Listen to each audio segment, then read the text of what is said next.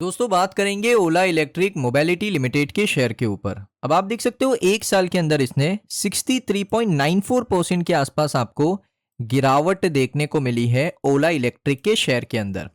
63% यानी एक साल पहले ये करीबन 100 रुपए के लेवल पे था और अभी ये आपको 34 रुपीज के लेवल पे काम करता हुआ देखने को मिल रहा है। अब यहां पर दोस्तों प्रमोटर ने प्लेज करवा दिए शेयर Q2 के अंदर, साथ में इनसाइडर ट्रेडिंग भी इसके अंदर देखने को मिला है, उसके ऊपर डिस्कशन करेंगे। वीडियो काफी इंपॉर्टेंट होने वाला है, वीडियो को ध्यान से देखना। सबसे पहले दोस्तों मैं आपको बताना चाहता हूं कि आज का जो सेशन था इसके सेशन में आप देख सकते हो ओपन हुआ 35 रुपए पर, हाई बनाया 35.30 पैसे का, लो बनाया 34.02 पैसे का। 52 वीक लो है 33.20 का, जो कि एक क्रूशियल सपोर्ट है ओला इलेक्ट्रिक मोबिलिटी लिमिटेड का। अब मैं आपको यहां पर डेटा बताता हूं। सबसे पहले आप देखोगे ओला इलेक्ट्रिक का शेयर आपको 60% से ज्यादा 2025 में गिरता हुआ देखने को मिला।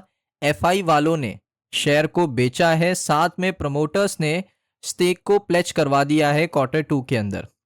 अब यहां पर इसका डेटा आपको मैं दिखाता हूं। सबसे पहले आप देख सकते हो एफआई का डेटा। एफआई ने किया क्या है, सितंबर 2025, जून 2025, मार्च 2025। अब यहां पर देखिए सितंबर 2024 भी है, ईयर ऑन ईयर बेसिस पे कंपेयर करने के लिए। एफआई का डेटा अगर आप देखोगे पिछले सितंबर 2024 में पिछले साल सेम क्वार्टर 4.2%, उसके बाद दिसंबर 2024 में आप देखोगे 2.1% हुआ, फिर इंक्रीज किया 2.9% हुआ Q4 के अंदर, फिर जून 2025 में दोस्तों Q1 में 4.5% की होल्डिंग हो गई एफआई की। लेकिन सितंबर 2025 में एफआई ने यहां पर स्टेक को सेल किया है, यानी Q2 के अंदर एफआई ने लगातार शेयर को यहां पर सेल किया है। कितना शेयर यहां पर सेल किया है मैं आपको बताऊंगा। एफआई का डेटा मैं आपको दिखा देता हूं। इंस्टीट्यूशनल होल्डिंग, ये म्यूचुअल फंड का डेटा है, इसमें देख सकते हो मोतीलाल ओसवाल 2.4% के स्टेक के साथ सबसे बड़ा शेयर होल्डर है म्यूचुअल फंड्स के अंदर। एफआई की बात करूं, इसमें दो कैटेगरीज है दोस्तों। इसका डेटा मैं आपको दूसरे वेबसाइट के ऊपर दिखाता हूं, लेकिन एफआई ने सेल किया है।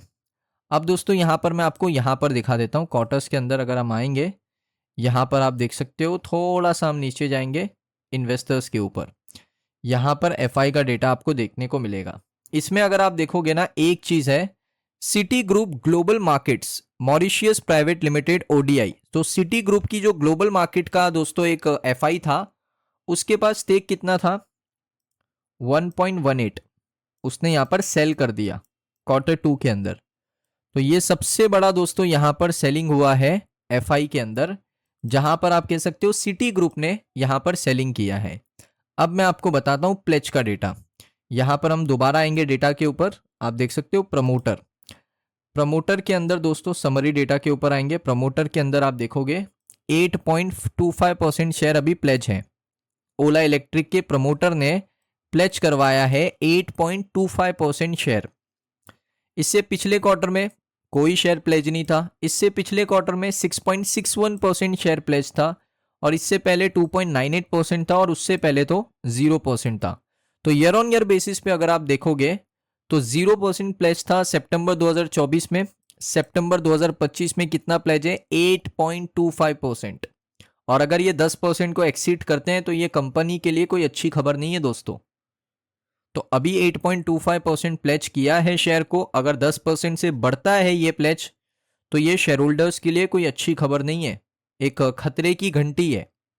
क्योंकि होगा क्या, अगर ये अपने जो डेट लिया है प्लेज शेयर का मतलब क्या होता है कि आप बैंक्स के पास जाते हो, आप अपने शेयर्स को एज अ कोलेटरल रखते हो बैंक्स के पास, और उसके अगेंस्ट में आप पैसा लेते हो।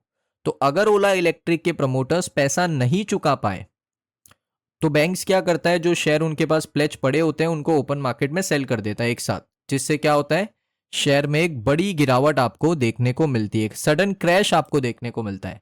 और एग्जाम्पल बहुत सारे शेयर्स का मैं आपको दे सकता हूं जो मार्केट में पहले भी ऐसा हुआ है कि प्लेज करवाया प्रमोटर्स ने, डेट को रीपे नहीं किया, बैंक्स ने क्या किया, शेयर पकड़ा जो कोलेटरल उन्होंने रखा था प्लेज शेयर, उनको ओपन मार्केट में डायरेक्टली सेल कर दिया, मार्केट सीधा नीचे। क्योंकि मार्केट एक ही रूल समझता है, मार्केट में अगर पैसा आएगा तो मार्केट ऊपर जाता है, मार्केट में अगर बिकवाली होगा तो मार्केट नीचे आता है। शेयर में अगर पैसा इन्वेस्ट किया जाएगा लगातार, वो शेयर रॉकेट बनेगा, शेयर से पैसा निकाला जाएगा तो वो शेयर नीचे आएगा, गिरावट होगी, क्रैश होगा। तो इस वजह से यहाँ पर प्लेज शेयर 10% से ज़्यादा एक्सीड नहीं करने चाहिए।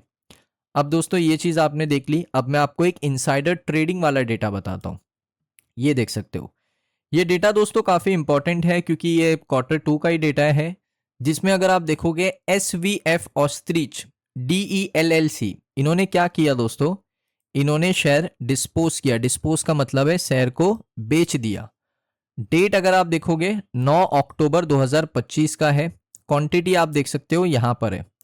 अब क्वांटिटी बड़ी है दोस्तों, इस वजह से यहाँ पर जो ट्रांजैक्शन का वैल्यू है वो 2.15% है। इसका मतलब है कि यहाँ पर जो क्वांटिटी है वो करोड़ों में है, करोड़ों शेयर्स की क्वांटिटी है। 2.15% ट्रेड हुआ है यहाँ पर क्वांटिटी। सो यहाँ पर इनसाइडर ट्रेडिंग और SAST इसको आप कह सकते हो। तो ये चीज़ आपको देखने को मिली थी 9 अक्टूबर 2025 के अंदर। अब मैं आपको बता देता हूँ बैलेंस शीट, क्योंकि बैलेंस शीट दोस्तों देखिए, वॉरेन बफेट हमेशा कहते हैं कि कंपनी की अगर आपको असलियत जाननी है तो उसका आप प्रॉफिट एंड लॉस अकाउंट मत देखो, उसका आप क्वार्टरली रिजल्ट मत देखो, आप कंपनी की बैलेंस शीट देखो, क्योंकि बहुत सारे लोग बैलेंस शीट को इग्नोर करते हैं। अब यहाँ पर बैलेंस शीट में सबसे इंपॉर्टेंट चीज़ होती है कंपनी के रिजर्व्स। तो इस कंपनी के जो रिजर्व्स हैं अगर आप देखोगे 98 minus 98 crore, minus 1409 crore, minus 2909 crore, फिर पॉजिटिव किया अपने रिजर्व को 732 करोड़, अब दोबारा से माइनस 69 करोड़ के रिजर्व। ये बड़ी प्रॉब्लम है कि कंपनी अपने रिजर्व को ना मेंटेन कर पा रही है ना उसको ग्रो कर पा रही है। ये सबसे बड़ी प्रॉब्लम है दोस्तों ओला इलेक्ट्रिक के अंदर। उसके बाद कंपनी का जो डेट है वो 2600 करोड़ से 3500 करोड़ हुआ, 3500 करोड़ से 5600 करोड़ हुआ, 5600 करोड़ से फिर 3500 करोड़, अब 3121 करोड़ का डेट है। तो कंपनी का डेट अगर आप देखोगे आपको बढ़ता हुआ ही देखने को मिल रहा है। ये दोस्तों दूसरा रेड फ्लैग मैं आपको बता दिया। उसके बाद देखोगे यहां पर कंपनी की टोटल लाइबिलिटीज। टोटल लाइबिलिटीज अगर आप देखोगे 2100 करोड़, 5396 करोड़, 5573 करोड़, 7735 करोड़, 11000 करोड़, 9650 करोड़। लाइबिलिटीज भी कंपनी की लगातार बढ़ती जा रही है, जो कि तीसरा रेड फ्लैग है। अब दोस्तों यहां पर एक और चीज है जो कि होता है कंपनी के इन्वेस्टमेंट्स। इन्वेस्टमेंट अगर कंपनी का बढ़ रहा है इसका मतलब है कि कंपनी अच्छा पैसा कमा रही है और इन्वेस्ट कर पा रही है। लेकिन ओला इलेक्ट्रिक के केस में ये उल्टा है। पहले ये 455 करोड़ इन्वेस्ट करते थे, फिर 1100 करोड़ इन्वेस्ट किया एक साल में, फिर 276 करोड़ इन्वेस्ट किया, 64 करोड़, 40 करोड़, 38 करोड़। इन्वेस्टमेंट लगातार डिग्रेड कर रहा है। ये भी कोई अच्छी खबर नहीं है ओला इलेक्ट्रिक के लिए। तो बैलेंस शीट से ही पता चल रहा है कि कंपनीज के अंदर कितने रेड फ्लैग हैं। उसके बाद देखोगे यहाँ पर टोटल एसेट। टोटल एसेट में भी दोस्तों मैंने आपको वही डेटा दिखाना है जो मैंने आपको पहले दिखा दिया है। सो यहाँ पर आप कह सकते हो कि कंपनी की बैलेंस शीट ये कह रही है कि कंपनी को बहुत चीज़ें अभी ग्रो करनी है, प्रॉफिटेबल भी नहीं है कंपनी।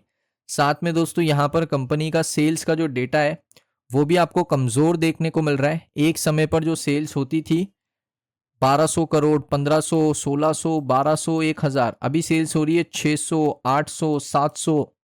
तो सेल्स भी ड्रॉप करी है कंपनी की। तो ये सारी बड़ी प्रॉब्लम्स हैं। इस वजह से ओला इलेक्ट्रिक के शेयर ने पिछले एक साल में आपको 60% का ड्रॉप देखने को मिला है। सो दोस्तों आपकी क्या राय है ओला इलेक्ट्रिक के ऊपर, कमेंट सेक्शन में ज़रूर बताइए। अगर आपको ये वीडियो अच्छा लगा वीडियो को लाइक करें। मिलता हूं मैं आप सभी लोगों को नेक्स्ट वीडियो के अंदर।